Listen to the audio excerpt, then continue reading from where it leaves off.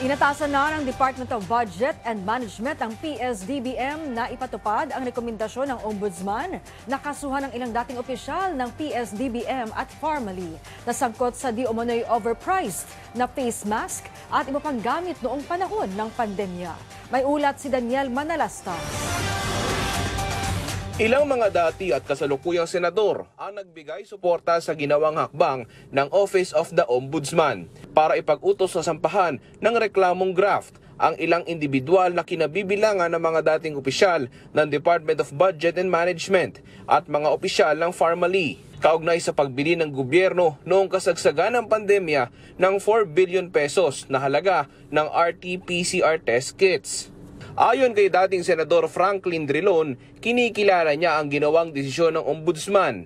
Pagpapakitaan niya ito ng indikasyon na hindi sasantuhin ng ating institusyon ang umano'y korupsyon, lalo na sa panahon ng krisis.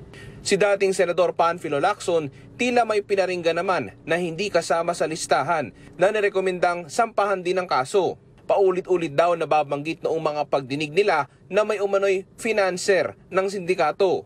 Handa raw siya mag-concede na baka ang ebidensya ay hindi sapat para ma-establish na may probable cause laban dito.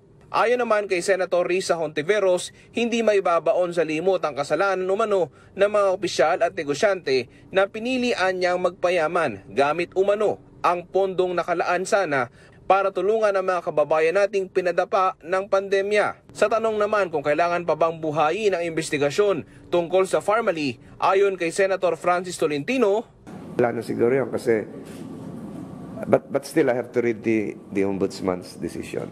Pwedeng kumilos ang Ombudsman. Ito mo yung nangyari nung huli, wala namang lumabas na committee report, but the Ombudsman assumed jurisdiction and acted and went out with a report, which you probably heard today. Ang Department of Budget and Management naman, tiniyak na susunod sa desisyon ng Ombudsman. Nanindigan ng kagawaran na itataguyod ang prinsipyong may transparency, mabuting pamamahala at pagsunod sa rule of law. Inatasan na nila ni Secretary Pangandaman ang opisyal ng PSDBM na ipatupad ang desisyon ng Ombudsman laban sa mga dating opisyal nito. Daniel Manalastas para sa Bayan.